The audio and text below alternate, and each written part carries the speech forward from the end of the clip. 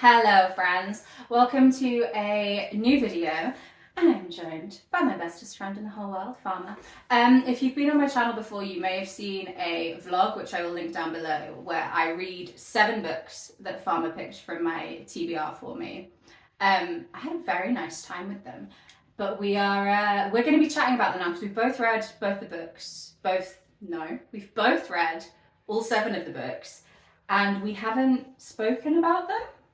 It's been really hard not to, I think. I think when you picked them, you gave me like a couple of clues about what you might have thought of some of them, but not that much. So what we're going to do is we're going to guess each other's ranking, and then we'll reveal our own rankings and maybe just have a chat about them bottom up. Okay. Yeah, we haven't really planned what we're going to do, but yeah, that's what we'll do. Okay, so these are the 7 books in no particular order here. In fact, in order of size, largely. So it's a good mix of what do we reckon. There's some literary, there's some commercial fiction, there's a bit of historical, bit of mystery. I tried to pick a good variety of different genres. It was a very good. I read like multiples at a time. And it was quite like, there was always one that was a bit like a challenging one with like a more like funsy time one. Although the funsy one's not as funsy as I thought they were going to be. But right. What is fun without misery? Who wants to go first? Do you want to go first, or should we, in terms of guessing the other person's? Well, should we talk about each one a tiny little bit to get a bit of a clue, or are we just gonna vibe off how well we know each other? I don't know. Oh my god, this is like Mr. and Mrs. but like literally Mr. and Mrs. I was sat here about an hour ago getting myself in such an overthinking spiral about what I thought you were gonna like or not. And I ended up being like, I don't know this person that I've known for my entire adult life. Okay, so are you going to sort them out? Should I sort them out into, like, literally into a pile? In terms of what you think Yeah. Yeah? And then you can show me what it... Okay, Yeah. What are you going to talk about whilst I'm doing this? I'll talk about what the books are. So we've got... Okay, You okay? You're going over that? Okay, cool. Yeah. I'll try not to watch. So we have Detransition Baby by Torrey, which is a sort of well, is it funny? It's sort of kind of a domestic drama, relationshipy drama, involving one cisgendered woman, one trans woman, and one formerly trans woman, now detransitioned man, and a baby. That's what that's about. We then have Really Good Actually by Monica Heisey, which is a sort of Bridget Jones, like a millennial Bridget Jones, kind of. We have, let's see if I can remember, The 7 Deaths of Evelyn, Hardcastle, which is a sort of Agatha Christie in a time looping body jumping situation. We have I'm Not Looking, Piranesi by Susanna, Clarke, which is a kind of literary fantasy. Yeah, I think that was a real genre bender, isn't it? Because I've seen people who don't like it approach it because they're told it's fantasy, and I think if you're reading it because you think it's a fantasy book, you might not like it. The Marriage Portrait by Maggie, which is historical fiction. Cuddy by Benjamin Myers, which is also historical fiction. And what have I forgotten? His Bloody Project, which is also historical fiction. Okay, right. Yeah, but like a different vibe. A very different vibe. Okay. Yeah, okay. Are you ready? I'm ready. Okay. Should I give you a reason behind my choices? Yeah, we'll talk about them. Okay. Okay. This is the order I put them in. Ooh, from top to bottom. So Piranesi on the top and Cuddy on the bottom. Piranesi on the top and Cuddy on the bottom. Interesting. Okay. Interesting. Okay, I'll tell you. Explain yourself. Okay. Well, I don't know. Maybe you should. Yeah. No. Okay. Right. I'll explain myself. So. You can explain yourself briefly, and then I'll guess. Oh, actually. No, I think you've got to do it, and then we've got to talk to why. You've got to sort it out into mine. So this is. But we need to talk about this in a way that doesn't give away what you think. Exactly, and that's gonna be hard. That is going to be hard. Or do we just That's Farmer's pick of mine. Okay. And then I'll do you. Or we could just do you because it is your channel. No, I want to guess you. I want to guess you. I want to guess you. Okay. Okay, so you've gone Cuddy, His Bloody Project, really good actually. 7 Deaths of Evelyn, Hardcastle, Detransition Baby, Marriage Portrait, Piranesi. Okay. Woo, woo, woo! Okay. So I've read all these books, obviously. That's why Hannah can see them. Obviously. And I read them all pretty much in lockdown, apart from Cuddy, which I bought for you for your birthday this year. I'm really trying not to read into your choices about my choices. Okay. Which is hard. It's really hard. And I bought Cuddy for you this year for your birthday because you said you wanted more local fiction. Mm-hmm. So I thought Benjamin Myers is from Durham. Local author writing about local place fit the bill, and it did look very good on your local bookshelf on top of your piano. It looked really good. It looked really good. I love the cover. Marriage Portrait we bought together, didn't we? We did. We went to Maggie O'Farrell's book launch in Attic Gardens, which was lush. It's like the most beautiful book launch I've ever They had been to. the Christmas like background music, so like she'd be talking about murder and it would be like boom, boom in the background. Not a spoiler, we find out about the murder. I mean, it's historical fiction. If you don't know the history, that's on you. Oh, I'm overthinking it, man. Also, I've made some notes. I prepared. Have you? I don't know if it's going to be very obvious that I prepared, but I brought my notebook, and look how well that shows up on camera. I can't. Look how well that shows up on camera. Oh, very nice. My sister bought it for me. So in the back we have my notes on the books, and in the front we have my best efforts to learn Italian. Buongiorno! How far do you think you are from reading a book in Italian? Because it was on my list to read a book in Spanish this year, and I've even bought a book in Spanish, and I'm scared of it. Nowhere near. Nowhere near. Well, I keep forgetting to bring 6 stories in French. Ah, yeah. 6 versions. Right. I think I've fucked this. I think I've done what I want you to pick, not what I actually. Oh, I don't know. Do you know what though? At the end of the Did day, you dislike any of these? No. No, which I think makes it hard. Yeah. Okay. Right. Fuck it. Because the thing is I very rarely read a book that I don't like. Well, because I tend to DNF a book I don't like. I can't DNF. It's a real big personality. Complete a finisher. I am. Okay. I don't. Cuddy's thrown me. Cuddy's really thrown me. Cuddy is such a curveball, though. I know, right? Okay, right. Okay. Okay, so that's what I've picked for Farmer, which I hate. I already hate. It's not what I intended to pick earlier, but I was swayed by how you picked my book. Okay. Which made me think you hated Cuddy. Okay, well, let's talk about them in terms of which one was your favourite one first. No, go least to best. I think. What's your least favourite one? And let's talk about that first. I'll tell you where I put it. Okay, that's a good way of doing it. My least favourite was the 7 Deaths of Evelyn Hardcastle. Now I'll be honest. Now what did I say about it to you? You made it sound amazing. I said, let me actually get it up. Get the text. Because I have a small confession about this choice. Did you pick it in that you didn't like it? No, I forgot that. I confused it with the 7 Husbands of Evelyn Hardcastle. Evelyn Hugo. Fucking 7 Evelyns! Why are they all 7? I know, I said that in the vlog, which you won't have seen because I saw it come up on my Instagram and I was like, oh, yay! And then I was like, oh no. Can't watch it. I said 7 Deaths. Which really, I should have... But the thing is does someone die in 7 Husbands? I'm pretty sure someone dies. Anyway. I think that's the twist. Spoiler! But this is a spoiler channel. It's a very spoilery channel. There'll be spoilers in here. 7 Deaths. I said 7 Deaths, a cute romp. It wasn't.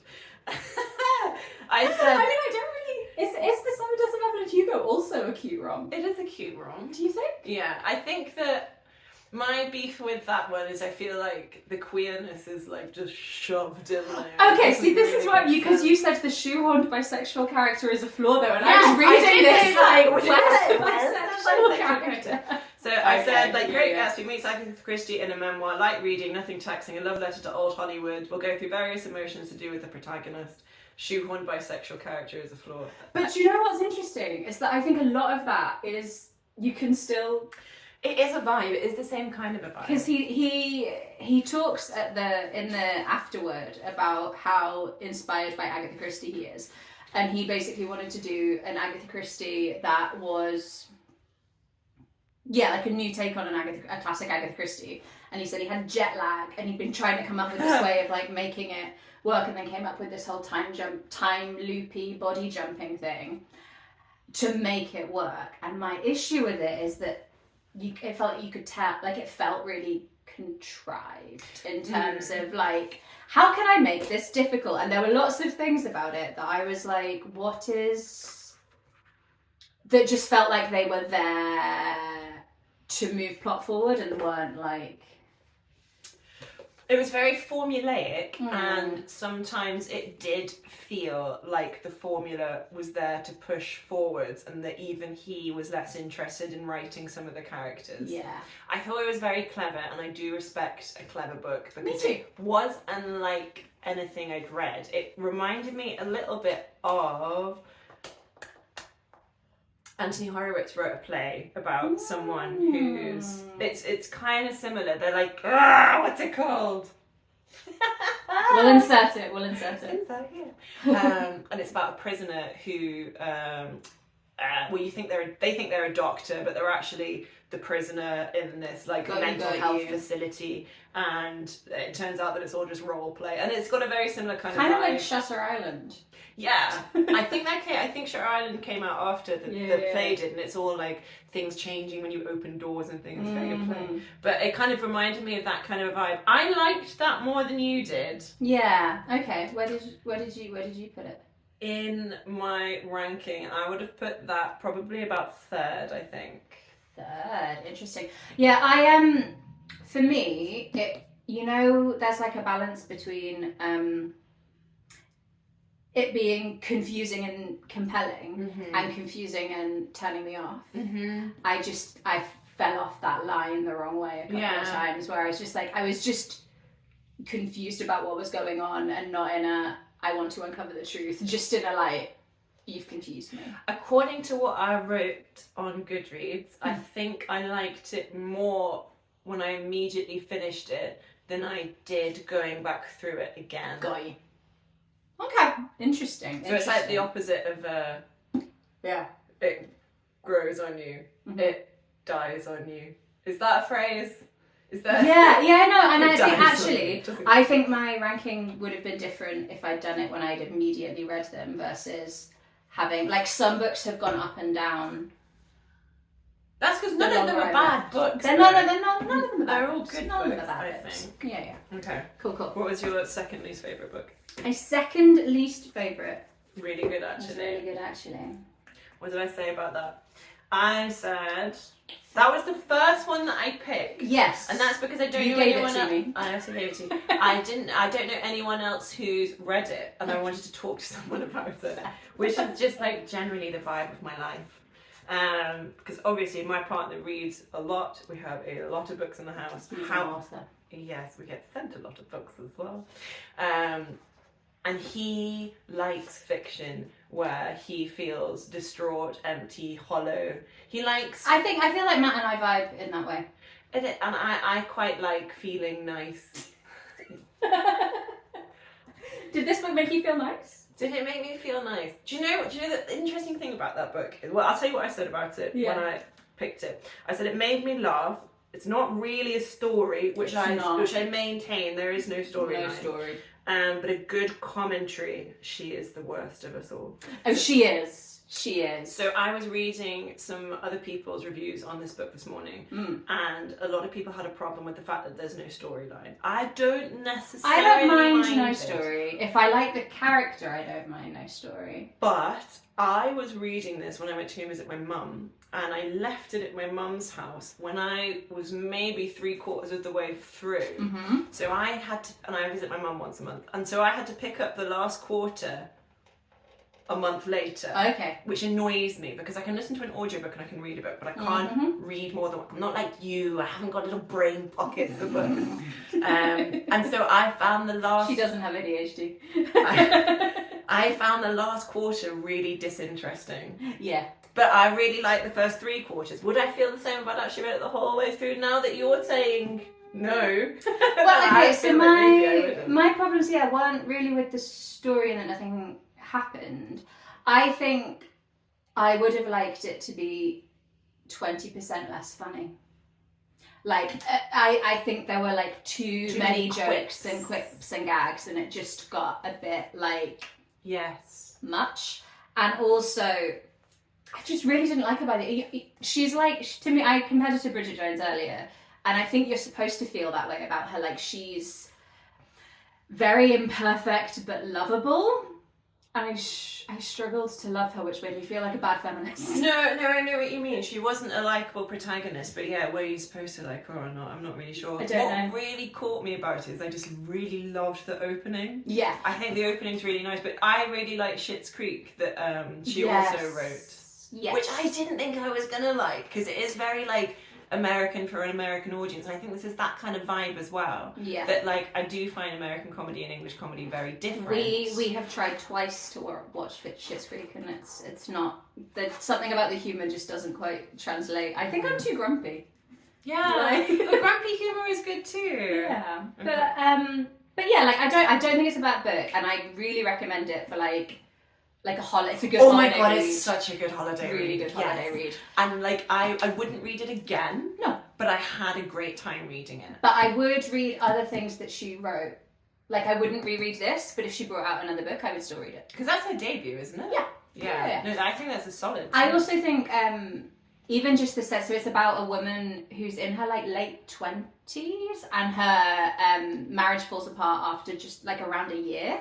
And you don't see a lot of books about young divorcees, so I quite liked that. Should I read the first bit of it? Yeah, just to show do a dramatic reading, please. Dramatic? Oh no, or just an out loud reading. I'm a scientist. I will read out loud. Where is it? My marriage ended because I was cruel, or because I ate in bed, or because he liked electronic music and difficult films about men in nature, or because I did not, or because I was anxious and this made me controlling, or because red wine makes me critical, or because hunger, stress and white wine make me critical too, or because I was clingy at parties, or because he smoked weed every day and I didn't think that was actually the same thing as my drinking 2 cups of coffee in the morning, or because we fell in love too young, and how could our actual lives compare to the idea of what our lives would be when we were barely 20 and our bodies were almost impossibly far? It was he was summoned by that dramatic reading. Are you feeling the millennial story? Yeah. Oh, you're a Gen Z baby boy. You are a Gen Z. Could you lie down? It's okay, kiddo, lie down. Oh my gosh. Oh, okay. He's doing his little dance, little tappy tap. Yeah. Good boy. Well done. He loves good literature. He does. Where would you rank? So you I had put that in the middle somewhere. Yeah. I would have maybe put Yeah, that like a fourth or fifth. Yeah. Okay, so I'm gonna. I thought that one would be quite low down for you. Mm-hmm. That's why. But I also think it's just not. It's lower down because it's not my jam so much. Yeah, I know. There were some books on here that were like, that's exactly the sort of book I like to read. Mm-hmm. So it's not surprising that something that's a bit more out of my comfort zone is a little bit lower down. Okay. What next? So on the bottom we have 7 deaths on the bottom, and then really good actually there. And what was okay. What was next? See, yeah, I think. Oh, this is so much pressure. It's really. I think next was Detransition Baby. That's where I would put that. Yeah, I actually think that's a really good one to contrast against really good actually. Yeah, it's quite similar. Very similar kind of a story in that it reads like a soap opera. Yeah. Again, there's no real discernible plot. plot. No, it's very much about like the situation. The situation where there's these 3 people involved in this pregnancy, and how are they? Could you lie down, please? It's because I've just been to the gym and I'm a bit sweaty. You're delicious. You're so salty. Bit more ways than one. Yeah, and about how they are going to approach parenting, or whether they're going to approach this kind of like new way of parenting, and you get some of the history of their relationships. I really, really liked the way it explored gender and parenthood, and like what that means, and also just about the realities of detransitioning and why people do it, because people, I think, partly because of the like mainstream media, you assume that people detransition because they regret their choice to live as that gender. In reality, it's more often that it's just really fucking hard to be trans. And I think that was really nicely explored. The detransitioned character was my favourite. Me too. character. Yeah, me too. The ending's quite... Oh, the ending's so abrupt. The ending is really abrupt, which... Did it ruin it for me? No, I don't think so, because I think that had the storyline followed through, I would have... It would have been like, oh, where does this go from there? Yeah, I think Whereas so. I think that kind of almost like cutting the story off at the neck, which is what happens at the end of the book, is more kind of fitting with the rest of the story. So I didn't because find it otherwise unsatisfying. it would feel like a soap in terms of like, where does it start? Where does like you don't have that like 5-point story structure. It's just like we're watching lives. So yeah, but I liked it. Do you know what? I think I would like a TV adaptation of I that. would really like a TV adaptation of this. It's almost, I felt like sometimes you read a book and you think that this person was thinking of it being optioned, and I almost feel like that's where that vibe was. Yeah. So I enjoyed it. Yeah. But I would put it in the same place in the pile. I said, when I sent it to you, I said, reads like a soap opera, which sometimes you just need, You just need. I listened to it, so I'd be interested to hear what it was like to read. I liked it. So I had like Did you have the 3 casts? which worked really well, I think. I think the voices were all quite distinct. Yes. In like even reading a hard copy of it. Which I think some authors fall down. Yes. When it's a very character-driven story and you've got 3 such prominent characters, they really stand out. So. Yeah. Okay. Who would you recommend that for? I think like lots of people. I think I said this in the vlog. Like, I think if you like literary fiction, it's a like exploration. Like it's quite literary in the way it explores stuff, and then in the story structure. But also, it's kind of a thorny relationshipy, charactery piece. So also, if you kind of like just reading books about relationships between people that are difficult. Also, if you are at all interested in understanding different queer identities and like realistic expressions of those from an own voices author, then I don't think there's many people that I would be like, oh, don't read that, you'd hate it. Yeah. Like, I don't think it's going to be everyone's favourite book. It's not my favourite book. But I think it's solid, and I think lots of people would like it. Yes, if you're into kind of like gossipy storytelling, perfect. Yeah. Okay. Okay, after detransition, baby. Coming to the business end. So we're in the Premier League. We're coming out. We're halfway point. Yeah, I would agree. Yeah, his bloody project. I really liked this. So it's about a triple murder in the Highlands in the 1860s, and it's not a whodunit because we know whodunit from It's a whodunit. And what I really liked was about so basically there's parts of it. It's like pseudo found documents. I genuinely thought That it was real. It was based on a real story. Yeah. And I thought, God, this is such a lazy book. They've just like stuck together a load of historical documents. Well, I bet it was really difficult to research. Yeah. No, and then I only literally found out by this morning. I had the same thing with Great Circle by Maggie Shipstead, where I thought that she was a real pilot, and I'm like, yeah, cool, but like, you know, the story's right there for you, and then you're like, oh no, she made that up. Oh, That's that even more was a impressive. real one. Yeah. We're just too literal. Huh? I This is know. the problem. I'm like, oh, but they said it's a true story, so it must be. What does this say? It doesn't even say It it's true says in any way. Does documents relating to the case of Roderick Macrae, but I think it's because he puts his name in, it's Roderick Macrae, and the author's Graeme Macrae Burnet. And then there's the preface that's like, oh, I was researching my family tree and I came across these documents, which is a fib. A fib? A fib. Oh no! An author fib. But that's so that you get like a couple of like statements, then you get this account that Roderick Macrae, who's the guy who committed the triple homicide, his version of events, and then you kind of discover from the perspective of like the lawyers that they're trying to get him to agree to an insanity plea. And it's got a really kind of interesting exploration of like what it means to be rational or irrational, and like the criminal definition of insanity, because insanity only exists as a criminal definition. It's not a medical thing, it's a legal term. And I think that was all really interesting. And it was very clever. I learned so much about living in the Highlands. I think that it's a really interesting choice for a booker, though, isn't it? For a booker. I think bookers tend to have like pushing the envelope of like what long form fiction is, and I think it does. I think it does do that. We'll be talking about the booker in a minute. I liked that it was the length that it was.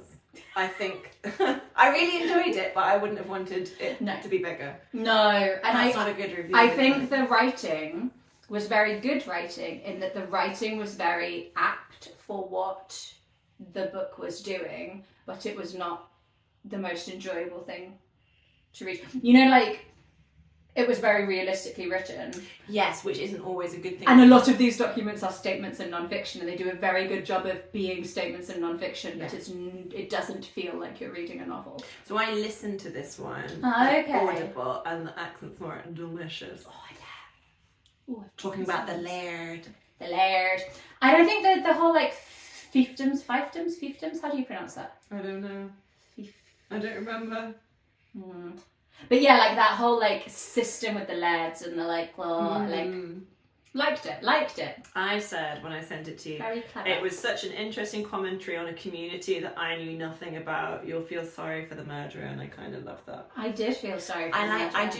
I do like that trope where you start with a murder and then feel sorry for the murderer by the end. Tropey, but I like it. But then also you feel sorry for one of the murders that he commits. Yeah. And the other two, you're a bit like, It's not as gruesome a book. There are bits as in it makes it look like. but it's not as gruesome You'd a book. think, but no, not that. Just this, and I think as well it was interesting the like different,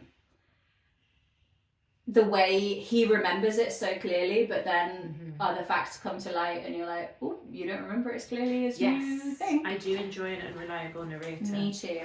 So yeah, middle of the pile.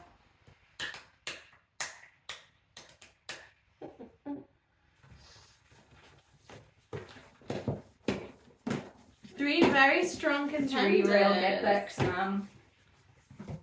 Marriage Portrait. I loved this book. Did you? I did like this book. What did you think in comparison to Hamlet? I think I preferred Hamlet. I know you preferred this. You told me you preferred this. But I really liked both of them. But Hamlet made me cry on a train. So was it the bit? It was the bit. Whereas, but I think she was equally successful in making you feel what she wanted you to feel. It's just Hamlet made me feel desperately sad, whereas this made me feel desperately scared. Yes. And I think I prefer feeling sad to scared. So I think that's where I come down. I was just about to visit Italy at the time perfect. when I read this, and I really enjoyed it. I don't know whether it's writing about a character that's in quite a repressed society as she is, but sometimes I think it's difficult to engage with Lucrezia. Yeah. I think. Like, I thought it was very atmospheric, and I really liked, you know, the bits in it where she almost gets saved by the artists and then doesn't. I really felt that kind of... Oh yeah, the like creeping dread of this book, because she realizes, so she's from this sort of like Tuscan aristocracy, and she's married off to this duke or count or whatever he is, and she realizes she's the first chapter is about a year into their marriage, and we don't know why she realizes this, but she comes to the realization that he intends to kill her. So we know right from the outset that that's what she thinks is going to happen, and then you kind of flip back and forward in time. And I think the flipping back and forward in time is like a magical Maggie O'Farrell skill. She's so good at it. She does it so well. Yeah, really, really well. My only real criticisms were that just a couple of times. Remember when we read Hamlet in our book club, and lots of people didn't like her writing style and found it like a bit overdone. There were a couple of points in the descriptive bit where I felt a little bit like that in a way that I didn't at all with Hamlet. But I think I was reading this more aware that that's how some people react to her writing style. So I'm blaming our former book club friends for ruining Maggie O'Farrell for me. No, I really enjoyed that. I would probably put that second, actually. I think that's fair. Second. Beautiful cover as well. Yeah. Oh, I like it. Stunning. And we've got the Independent Bookshop edition. Proudly not the Waterspoon special edition. Okay, next. Adam is calling me. Cuddy second. This is the one that's moved up. I would be really interested to hear what you thought about each of the different sections in the book. So, about 40 pages into this book, I thought it was the best thing I'd ever read. Really? Yeah. I thought this would be the case. So in the first book, have you shown the lovely audience what it looks like? In the vlog I have, but yeah, so it's this very, very experimental page layout. It's written in this kind of like free verse style. And then loads of... with quotations and non-fiction, like kind of historical sources and stuff in. This is a book that is about St Cuthbert, who is the unofficial patron saint of the Northeast, and the first book, which is my favourite of the four. I knew it would be. Yeah. I knew it would be. I just love a weird layout. I'm so easily pleased. I think when I started reading that, I thought, Hannah's gonna love this. And I was like, this is just so not for me. Yeah. I like when it did the thing where the writing, so this woman has visions. This woman who's part of the, how do you pronounce that word? The folk. The travelling people who have taken the body of Cuddy and tramping it around to escape the Danes that are invading. Vikings. All these monks and holy people are wanting to get these visions and claiming to have these visions and living quite like a hedonistic lifestyle, but putting it under the guise of religion. Yeah. And then it's this girl who's the cook who gets she's sort of granted this vision. Yeah. And the visions are very interesting. The visions are very interesting. I thought, do you think she was epileptic? Because that was my read, that she was having some kind of seizure. I think it's the same kind of... I think it's the same kind of argument asking as with the medical professional. Hereditary. Yeah. You know the film? Have you seen Hereditary? Yes, I have. So you know how you could say, is the madness hereditary or is mental illness hereditary? Got you. Is it a ghost or is it medical? Right. And I think that's the kind of... same as this first bit. The same kind of that first bit. And it's almost like you don't really want to answer because there's evidence in there for both, I think. Yeah. The reason why I think potentially it's magic, which you know I'm not a fan of. I know you're not a fan of. Is... she's a skeptic. She's a skeptic. Is looking at how the characters reoccur in the different timelines, which I thought was really interesting. And I thought that was cool because I only realised that like in the last bit of the book. And I was like, oh, this girl who's working in the tuck shop in Durham Cathedral is the cook from the first book. Yeah, there's like, I think it's this sort of like, so the first book is about, as you said, those folk. But it's not Hulderfolk, but I can't even find the word in there. But the travelling monks who are basically, they've taken the body of Cuddy from its original resting place and they're trying to find his final resting place because they don't want the Danes to like desecrate his body because he's a very, very special man. And that's the first book. And I was loving it. And then when I got to the second book, I wanted to cry that it wasn't in the same style because I loved the first one so much. The second part is like when they're like halfway through the building of Durham Cathedral. So Durham Cathedral was built because of Cuddy. It's like 100 years later. Yeah, I think it's like 200 maybe. I think that the second book is when they find where they're going to build Durham Cathedral. I think it's like that kind of it. They're still at war, aren't they?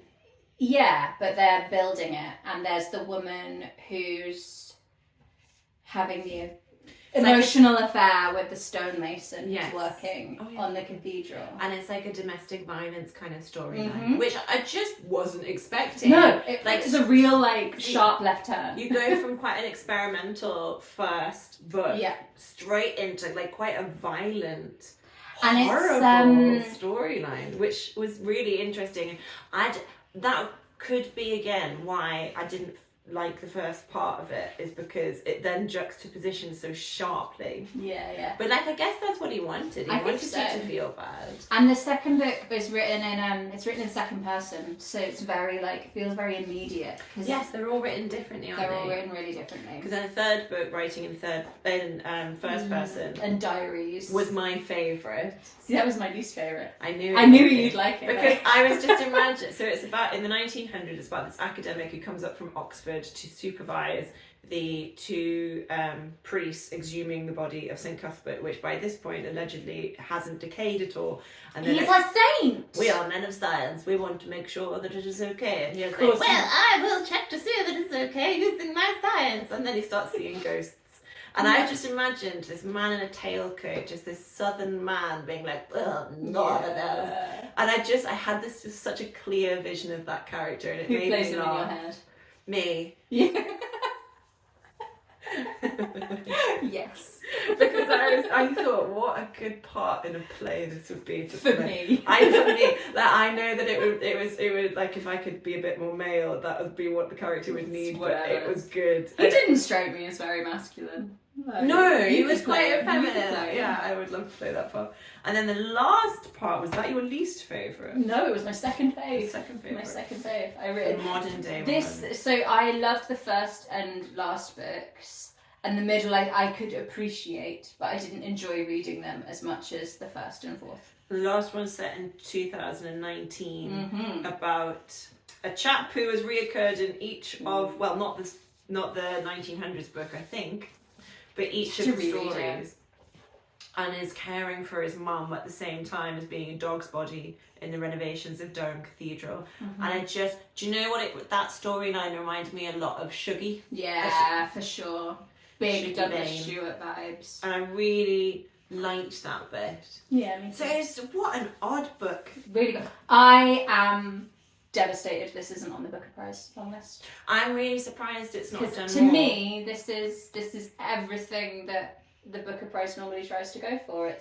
It's experimental, but it's about people, and it's asking all sorts of questions about where our relationship with our own heritage and.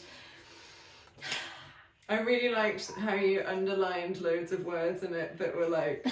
I didn't know that Sunderland used to be called a Sunderland, but of course it is. A Sunderland. It's a Sunderland because it's asunder. It's over there. It's fucking right. We define. I like that Sunderland is still defined by its relationship to Newcastle. It's fucking that way. It's like Sunderland. Sorry, Sunderland. Yeah, no, I really liked it. Where Where do you put this? What, like 4? I think I put that 4th-y, 5th-y. 4th-y, 5th-y. But I noticed that you underlined a lot in the first book and nothing in the third book. Yeah, no. So I did think that. But then I thought, was that enough to put you off the book? No, see, this is the thing. And I think when I first finished it, I would have put this maybe 4th, maybe 3rd. But I haven't stopped thinking about it. Parts of it, and it's still in my brain, and I finished it about a month ago. I finished it last week. Yeah. I So- think as well, like it's just such an important northeast read as well. Have you read other books by Ben? I haven't, Me but neither. his writing style would make me want to do so. Because I've heard of The Offing, and The gallows pole as and well. The Gallows Pole, yeah. So I think The Gallows Pole is a bit more. Is that a bit more horror? Has Matt read Ben Myers? Matt loves Ben Myers, yeah. Of course he does. Friend of a friend, Ben Myers. Well, you heard it here first. So he's my friend of a friend of a friend. All into it. Cool. Which means We both put this one first! Yay! We have a winner! we have a winner. I thought this was so fucking cool. What did I say? Oh, so you said I have to pick off this. Yeah, show. exactly. And I said, what? You haven't read this? Girl, it is a roller coaster. And it also reminds us all of how shit academia is. Yeah. It does. I currently work in academia for one of my jobs, and like my colleagues putting me in like a fantasy time loop to keep me quiet is exactly what I feel like they would do. It's exactly what I feel like they would do. People asking problematic questions. Yeah. Why have they got funding and not me? Just this way, son. Yeah. Is it because you're doing something to support women? Stop. Yeah. Fun. Oh, like the thing is that sometimes, so in this book where we're in this kind of like house, would you call it a make-believe? Like an infinite house. An otherworldly, infinite, Yeah. in another dimension house. Yeah. Where this It man, is an elsewhere. where this man, and elsewhere, where this man has found himself, and he's just getting on with his life. He's got his albatross. cataloguing. He's cataloguing. He's got his seaweed. He's got his food. He's got his bones that he visits. He's got him sorting himself out. He's just having a nice Having a time. lovely time. And I honestly could have read that more of that part of it. I love the whole thing, but like I could have read more of him just pootling about Yeah. the elsewhere house, just having a nice Because time. you listened to the audio of this that Joelle Ejiofor read, Oh, and what a voice! I could imagine Caramel. that is a very good voice for this book. Yeah, like I would full on. I am not a rereader. You know that I'm not a I know rereader, you're and not a I would rereader. reread this. I love all the characters in it. I think they're all very distinct, and I really liked the sense of this character feeling whole within himself, and then having that completely ripped away from him, and finding out that everything he knows about himself is wrong. And I love that. Yeah, I think I don't often find like the sorts of reveals that we get in this book. I don't often find very satisfying. Yes. I often find very like either you saw it coming a mile off or just felt really like manufactured to make you go, Well, what's the twist gonna be? yeah. But this, I just thought it was so thoughtful and considered and like well executed for like, it is not a long book. And I think it the packs journey a that you go on, punch. it's 245 pages. I just can't think of anybody that wouldn't enjoy this. Really. I think my mum would hate it. Do you? Yeah. What do you think? I think she'd be confused by it. I think she doesn't like things that are Well, that wouldn't happen. No. no, like not even that, but like I don't think she enjoys having to like figure stuff out in a book. I think she just wants to be told a nice story, and I think you do have to work a little bit. I think though it does talk you around the twist very It does. nicely. It does. But yeah, But I think she'd be reading the first part, like, what's going on? Why is this here? What's up with this house? I think it would be like, there's too many questions from the outside. I think if you're someone who doesn't deal well with a lot of ambiguity, even if you know that the ambiguity is going to be unambiguous by the end, then it's maybe not one that you'd enjoy. I know lots of people don't like it. Really? Yeah. I'm sure we read this one as part of book club, so you mustn't have been there. And I think it split the book club. Our book club. Yeah, which is why I was really surprised you hadn't read it. I have not known. That's so rude. I can't be. Did you read it before I joined? No. I don't think you're at this. Because I do it. I think everybody should read this book because I think it's great. I think it's great. In terms of what's the word for it? It begins with an S. A fiction that's weird. Speculative? Yes, I think it's a really good introduction to speculative fiction. It's very good because I think that even when the kind of reveal of why is this man in this strange place happens, it kind of guides you around it really nicely because he's confused, so you're confused, and then you kind of find out things as far as he goes. But also, I think some of the criticism that's been levelled at it is to do with pacing, which again, I just think if you need wall-to-wall plot, I don't think you're going to like many of these books. But That's also true, isn't it? Yeah. But I think also like if I know some people wanted more explicitly to understand the mechanics of how you get there. And for me, I just it didn't bother me that I didn't know exactly how that happened. I don't mind that so much. Sometimes I think when you have like a big machine in a fantasy land, but the story's not about the machine but what it does, you don't necessarily need to know where that machine came from. Do any of us actually know how the TARDIS works? Or do we just go, the TARDIS can travel through space and time? I'm not sure whether asking your audience that is a good idea because you may well get an explanation. I'm having a real Doctor Who moment at the moment. Oh, yeah. I've just. Oh yeah, so we were watching the first series. I've just finished. I've got to the Matt Smith bit, and I just love David Tennant so much that I. Yeah, I know what you mean. There was one time where I was really, really sad, and I was at my parents' house, and I was watching. You know the bit where they're like, when there's the wall, and they're like. Yeah. Yeah. I watched that, cried like 3 times in a row. I just devastated. And between that and season 2 of Good Omens, We haven't started that yet, and that's another book I've never read. I've never read it. No, I've never read it. Okay, so this is my stack. And let's get there we go. Let's get a shot of yours. Put yours in order. Okay.